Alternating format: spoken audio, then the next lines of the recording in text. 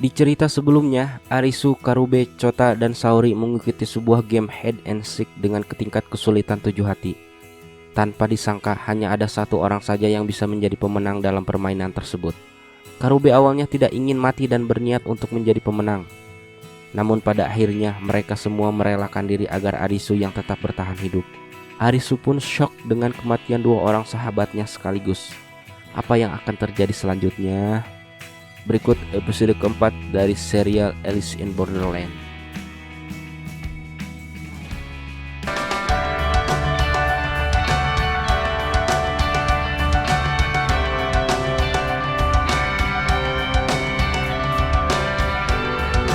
Usagi mendapati Arisu berbaring di jalan. Saat ditanya, Arisu mengaku ingin mati. Mendengarnya, Usagi lantas membiarkannya dan meninggalkan Arisu begitu saja.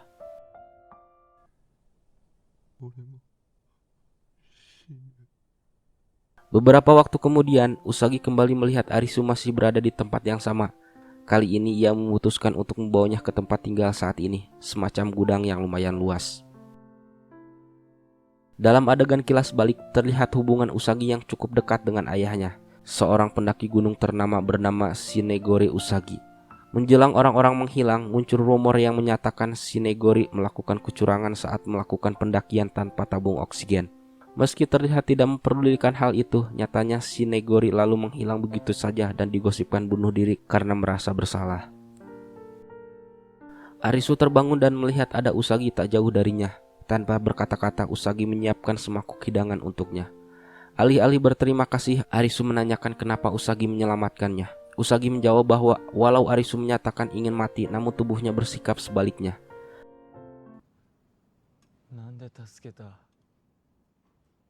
Usagi melanjutkan bahwa ia juga pernah berada di posisi yang sama, hingga kemudian ia memutuskan untuk tetap bertahan hidup. Usagi lantas menanyakan kenapa sebelumnya dalam Game of Thrones, Arisu berteriak pada semua orang untuk saling memberitahu posisi Horseman. Arisu menjawab bahwa ia ingin agar semua orang bisa selamat, termasuk dirinya. Usagi mengaku terselamatkan berkat aksi Arisu dalam game tersebut, sehingga kali ini ia ingin membalas budi. Arisu terdiam mendengarnya.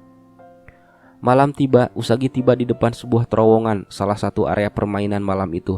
Rupanya ia tak sendirian, Arisu menyusul di belakangnya.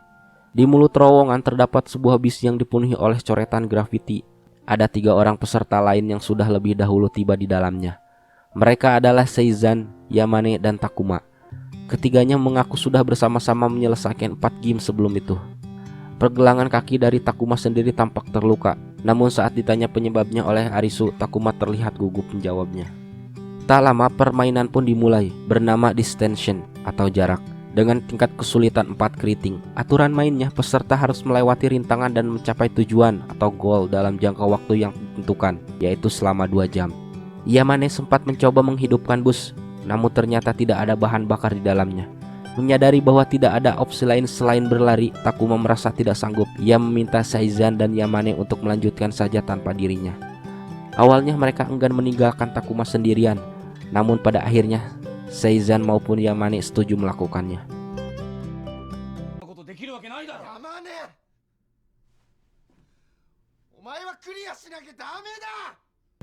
Mereka mulai berlari dan terus berlari menuju sisi lain dari terowongan, mencapai 6 km. Pencahayaan mulai berkurang. Usagi merasakan ada sesuatu di hadapan mereka. Ternyata benar, tanpa disangka ada seekor macan kumbang atau Black Panther berdiri menghadang. Dan macan kumbang itu mulai berlari menghampiri Arisu dan kawan-kawan. Bersusah payah mereka berusaha untuk menghindarinya. Apes bagi Seizan, dirinya tidak sempat menghindar dan tewas mengenaskan di tangan macan kumbang tersebut. Meski iba mau tidak mau, Yamane, Arisu, dan Usagi memanfaatkan momen tersebut untuk berlari maju.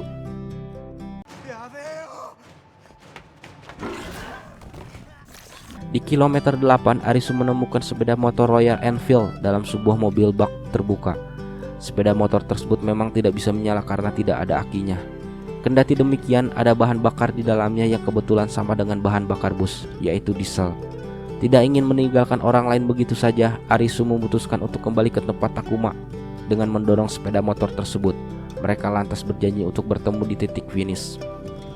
Setelah melewati kilometer 10, Usagi dan Yamane mendapati jalan buntu alias ada tembok menutupi jalan terowongan. mengira itu adalah titik finish. Keduanya lalu duduk di sana untuk menunggu kedatangan Arisu dan Takuma. Sayangnya perkiraan mereka salah. Mulai terdengar suara gemuruh dari balik tembok tersebut, disusul dengan air memancar kencang dari lubang baut yang terlepas satu persatu.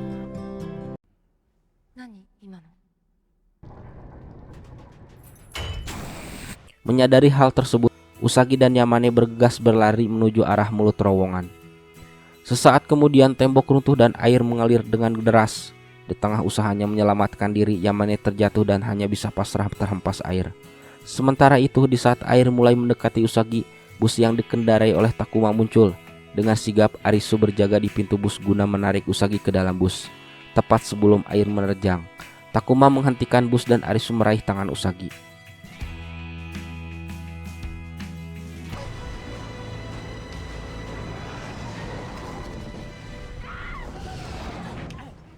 Beberapa saat kemudian, ketiganya tersadar.